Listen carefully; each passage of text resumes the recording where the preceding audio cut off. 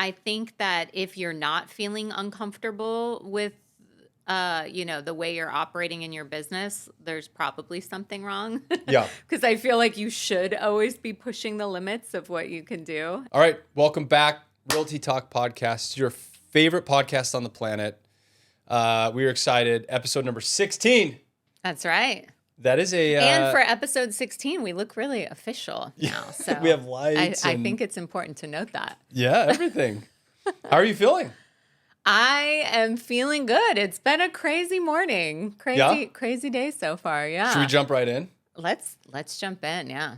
So today the topic is the kind of risk that we've taken as entrepreneurs to be in the positions that we're in. Yeah. Clearly, when I asked how you're doing, there's a story there. So I don't know if that has anything to do with our topic, but we can dive in. Yeah. It's actually, no, it has nothing to do with our topic. Okay. I have just had a crazy day today already. I feel like it's been a pretty crazy week or so, but yesterday, you may remember I talked about my dog Gigi that I rescued from Skid Row. So Skid Row is like, for those people that are listening in non-California I love areas. that you do this for me, by the way, because I just get right to the point. It is a really rough part of South Central Los Angeles, and like hundreds of homeless people or thousands of homeless people. It's almost like, businesses aren't there. They've like taken over the area. So. Right. Yes. And my dog, we found her last year. This time, actually, it's almost been exactly a year. Wow. And she just, wasn't doing great, didn't have food and water, and had a really bad infection at the time. When we ended up rescuing her, or when they took her off the streets, they found out that she had spinal meningitis. Whoa. So she has an autoimmune disease that can potentially flare up at any time. So we've had a couple flare-ups that we've dealt with. And her last flare-up was when she went into heat. Oh. So we just got her spayed yesterday. So that was an incident, but I was a little concerned because she's on a bunch of medicines for the meningitis, and it was a whole thing. And then sure enough, today, one of the medications didn't work with another. Oh, no. And so this morning I took her to the vet at like 5 a.m. because her face was super swollen and red, and she didn't have the greatest time. But on the bright side, she's doing great now. Good. But yeah, it's just so many little details that I think it's very random to say, oh, my dog has spinal meningitis, and I understand how that sounds. But she's overall super healthy, but it was kind of a rough morning. And Vet Bill coming in hot. Vet Bill always coming in hot with her. Yeah, I signed up for that. I often think about like, man, I don't. It's hard. Like that is like a child. That is the cost of a child there, sure. I think puppies are maybe harder than kids. Yeah, because they chew stuff.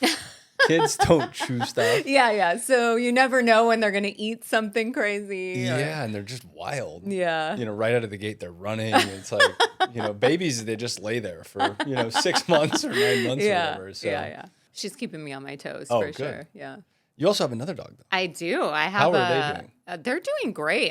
It's kind of ironic that I'm like, I have a 16-year-old and this puppy, and the 16-year-old is like living her best life right now. She is running around the house. Like she is doing fantastic. And then the puppy's the one that's like struggling health-wise. So it's very strange, but everyone's good. It's all going to be okay. It's just a little crazy morning. There you go. How was your week though? It's been crazy. Okay. Busy. So common theme. Yes. Yeah. It has been wild. So I have two kids. Two little girls. I'm a girl dad, and I would have loved a boy, but I don't think we have a third one in the mix. But birthdays are always a big to do. So our oldest just turned 4 on Wednesday. Oh. So we were in southern Utah with my family last weekend. My dad's birthday is right around the same time. He turned 70, so we had a big thing there. And then we came back, and Remy is her name, our oldest daughter. She really wanted to go to Disneyland for her 4th birthday. And my wife has set it up where we kind of do that every year. Yeah. So I think that's going to be my destiny for the next 18 years. But And it just happened to fall on 100 degrees in Southern California, I think it is. yeah, I mean, it was like, so we're driving back from Southern Utah on Sunday, and we were looking at the weather. Yeah. And I asked my wife, like, hey, can we just maybe go another day? Yeah. I mean, this yeah. is Does the it have hottest to day. be the day? Yeah. And this is the first time we're taking our younger daughter, who's not 2 yet. Oh, yeah. And so I'm like, I don't know how she's going to deal with the heat, naps, the whole thing. And we're pretty, I guess militant is the right word about our schedule. So like naps are at the same time, food's at the same time. I'm like, I don't know how this is going to work. Yeah. But it went fine. It was good. Oh, good. We did the pro tip. I don't think we waited in a line more than 10 minutes. Oh. So I don't know what my wife set up, but and I have no So idea how what's much the it pro was. tip? You're like, talk to my wife. Yeah, call her. I don't know how much it was, the total bill, but it was awesome. The experience was great. That is great. Both of them took a little nap. Actually, Remy did not nap, but our youngest one napped, and we went on rides and we saw everything. So it was a good experience. Yeah. But I'm tired. We running the businesses, and then also, I did her little school celebration this morning. Oh, yeah. And then tomorrow we have family coming over, so it's like a birthday week. Well, I think that's actually something we could talk about is, the balance between personal life and work life. Like, I think both you and I pretty much work every day of our lives from like the second we wake up till the second we go to bed. But I think in between there have been some healthy boundaries I know that you've set. So what's kind of your schedule on that? I mean, it's a good question. I think it's also like a moving target to a certain degree, but for everybody that's listening that doesn't know, we've got a few different businesses. So, there's a lot of demand, I guess, on time right now. Before kids, I have a very set routine. I get up at 5 or 5:30 every morning, depending on the day. I work out. Same kind of thing. I run every morning, basically.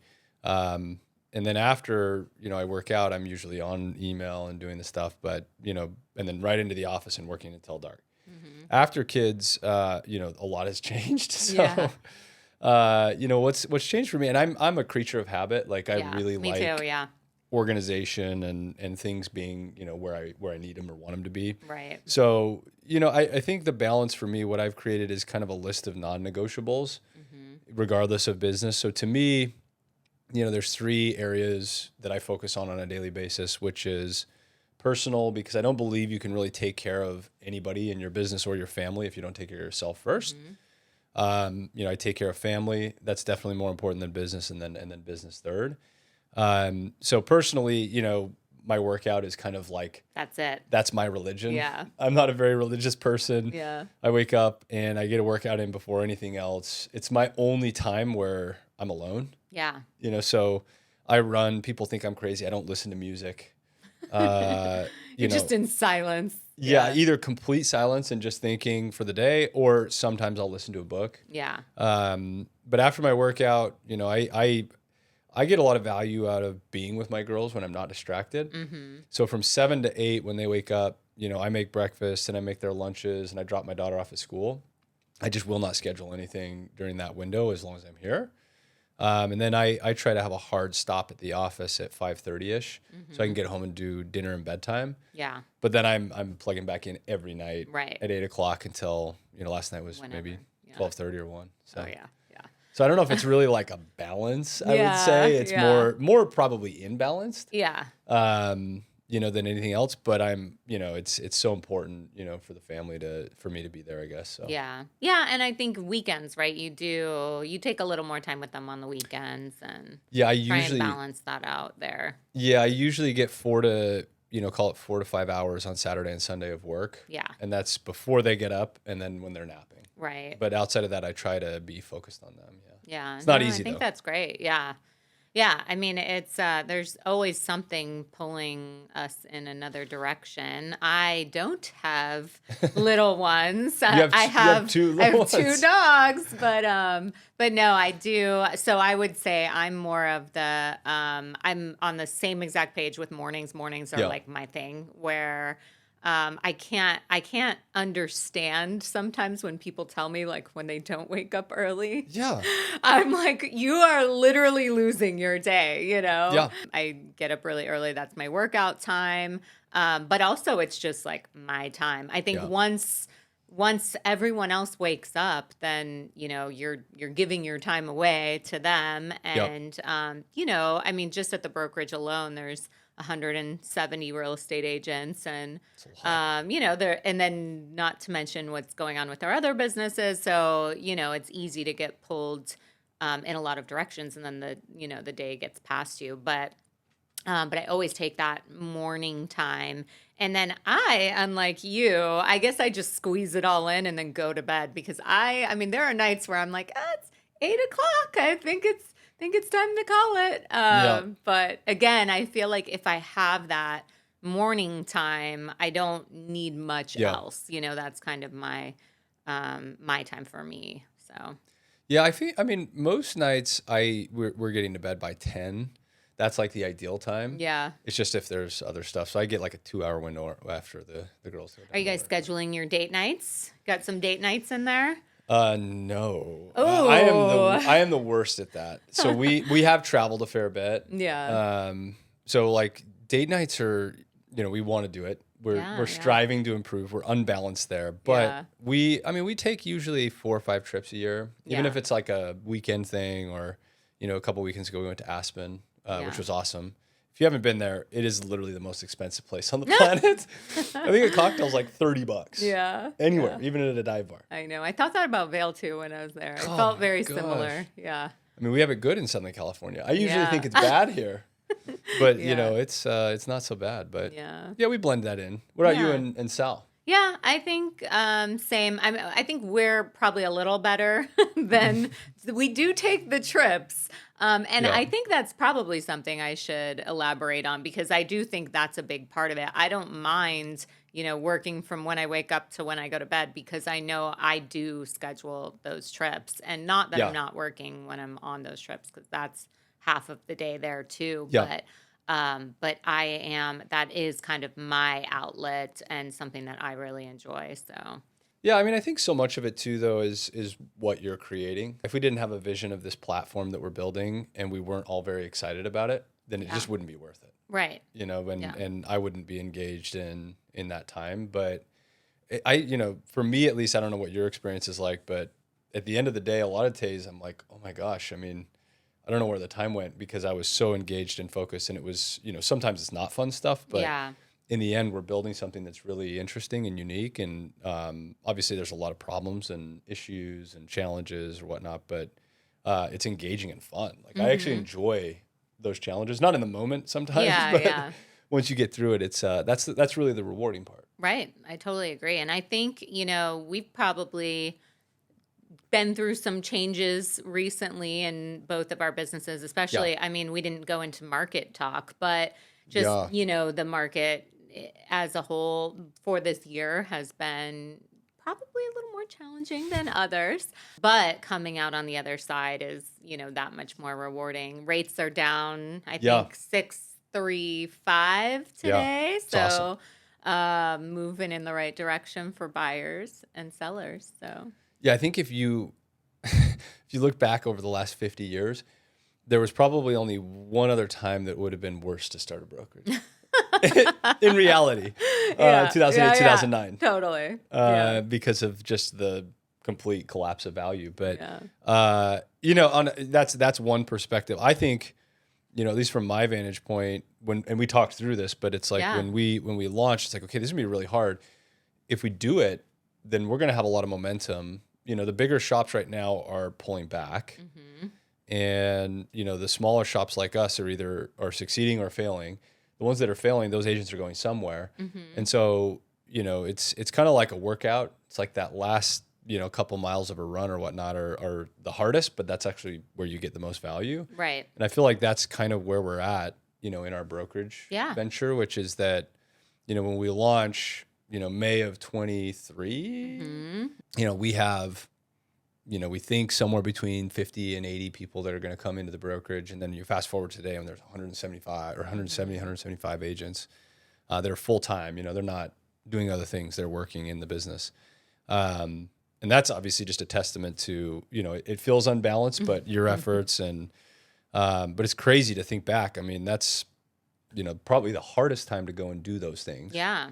But you've done a great job. I mean, that's awesome. Thanks. Yeah. I mean, well, we were going to talk about risk. I actually think that's a perfect segue into that because, when we were forming the brokerage and having these conversations, I mean, we kind of knew that the market wasn't great at the time. So it wasn't like we were surprised that things slowed down this year and, rates were up and everything else. I think that was to be expected. So, what is that healthy balance for you as far as, like that kind of helped you make that decision? And I can speak to, me as well, but of, crossing that line basically and moving forward. I think at least, the way that I've consolidated all of that thinking and in the moment too, is really that, we're not set out at Innovate to build another brokerage. At Buy House and at CSL and these other ventures that we have, they're not set out to become the best investor, flipper, or the best lender. We want to do those things, but I think what our interest is to build a platform. And, I feel like we're aligned, all the partnerships are aligned in doing so. And if you look at it from that vantage point, there is no such thing as a good or bad time. I mean, there's going to be ebbs and flows where things are difficult or challenging. Yeah. And then there's going to be windows of time where it's like, oh my gosh, we're just really lucky and things are going amazing. And so the timing of launch is probably less important. In fact, in the moment, it was irrelevant because the vision was so much bigger than any individual cycle.